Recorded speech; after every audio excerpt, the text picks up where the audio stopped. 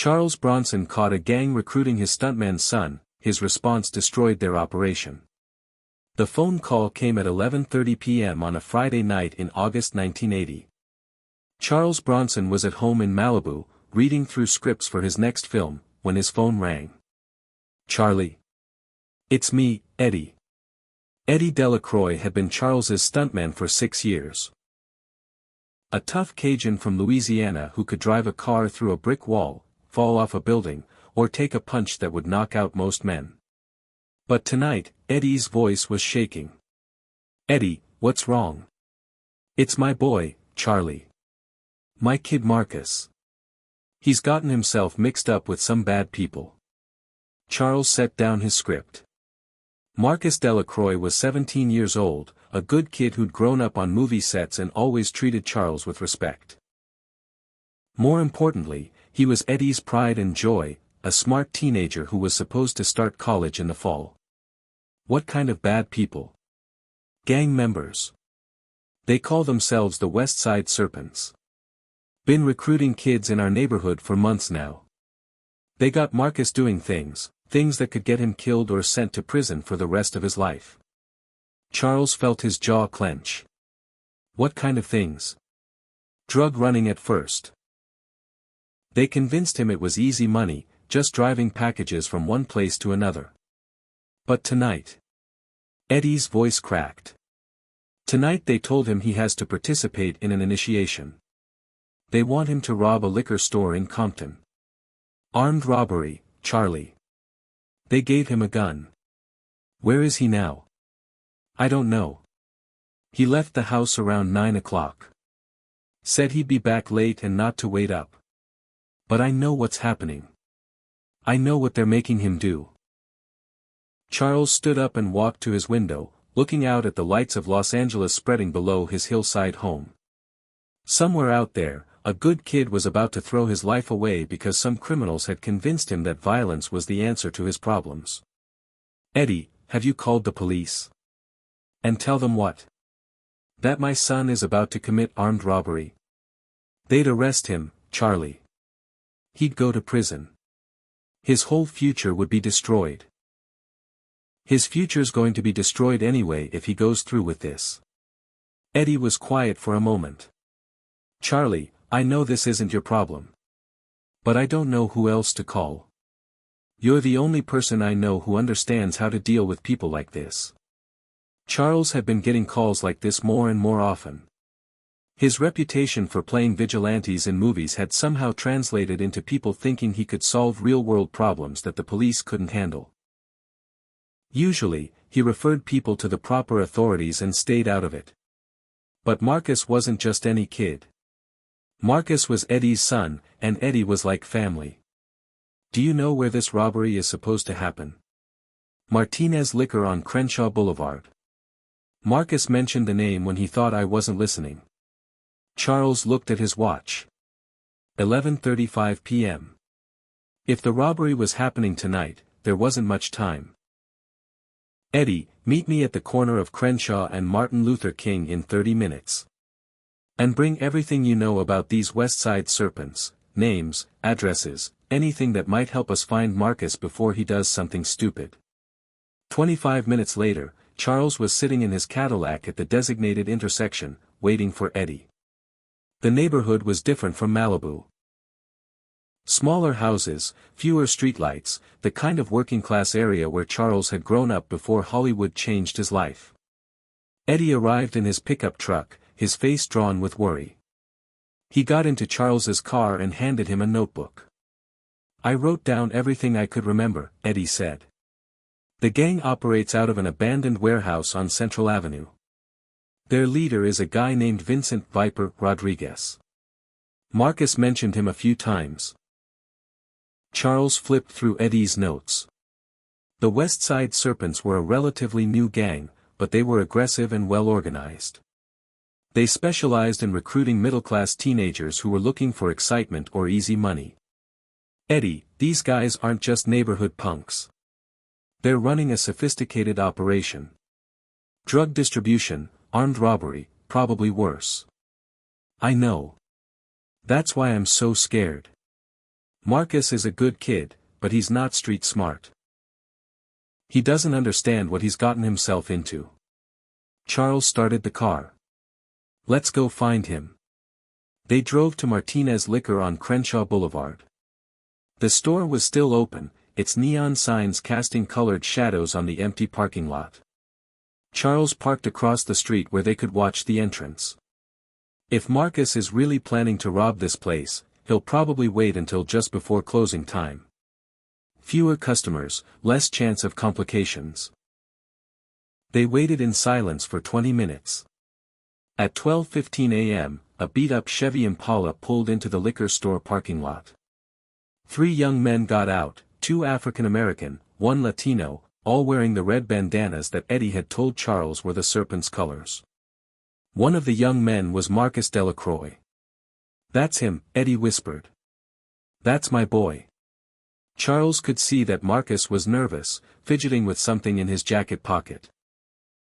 The other 2 were older, more confident, clearly the experienced criminals who were using Marcus to do their dirty work. "Stay here," Charles told Eddie. "I'm going to stop this before it starts. Charlie, be careful. Those kids are armed." Charles got out of the car and walked across the street.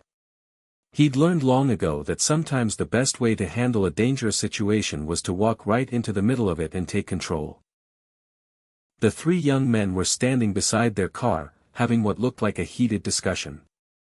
Marcus was shaking his head, obviously having second thoughts about the robbery. "Excuse me," Charles said, approaching the group. "Are you Marcus Delacroix?" All 3 young men turned, and Charles saw recognition dawn in their eyes. Everyone in Los Angeles knew who Charles Bronson was. "Holy shit," one of the older boys said.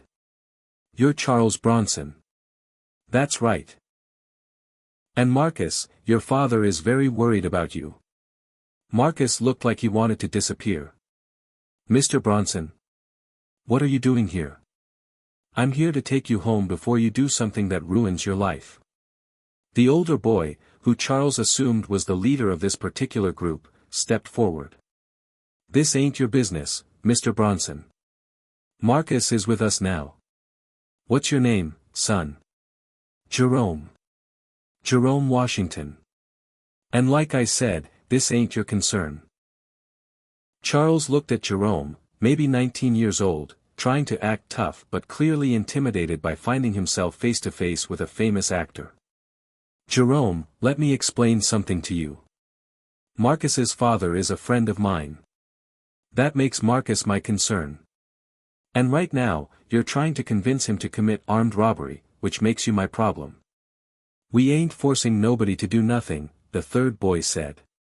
"Marcus wants to be here."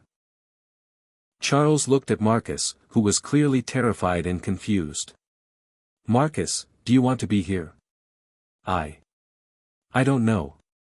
They said it would be easy. Just go in, get the money, get out. Nobody gets hurt." "Son, armed robbery is never easy, and somebody always gets hurt. Either the store owner, or you, or innocent customers who happen to be in the wrong place at the wrong time." Jerome was getting agitated. "Look, Mr. Movie Star, you need to mind your own business. Marcus owes money to some very dangerous people. This is his way of paying them back." "What kind of money?" Marcus looked ashamed. "They fronted me some drugs to sell at school. Said it would be easy money. But I couldn't do it. I couldn't sell drugs to kids I go to class with. So now I owe them $3,000.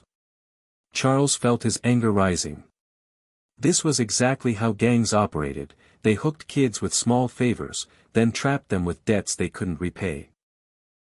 "And if Marcus doesn't pay back the money? Then Viper gonna have to teach him a lesson about keeping his word," Jerome said. "A lesson that might involve Marcus losing some fingers." Charles had heard enough. He pulled out his wallet and counted out $3,100 bills. "Here's $3,000. Marcus's debt is paid." Jerome stared at the money, clearly tempted but also confused. "What's the catch?" "No catch. Take the money and tell your boss that Marcus Delacroix is out of the gang business permanently. Tell him that Charles Bronson personally guaranteed Marcus's debt. And if Viper doesn't accept that? Charles smiled. It wasn't a friendly smile. Then Viper can come discuss it with me personally. I'll be very interested to hear what he has to say about recruiting high school kids for armed robbery. Jerome took the money, but he was still suspicious. Why would you do this? What's Marcus to you?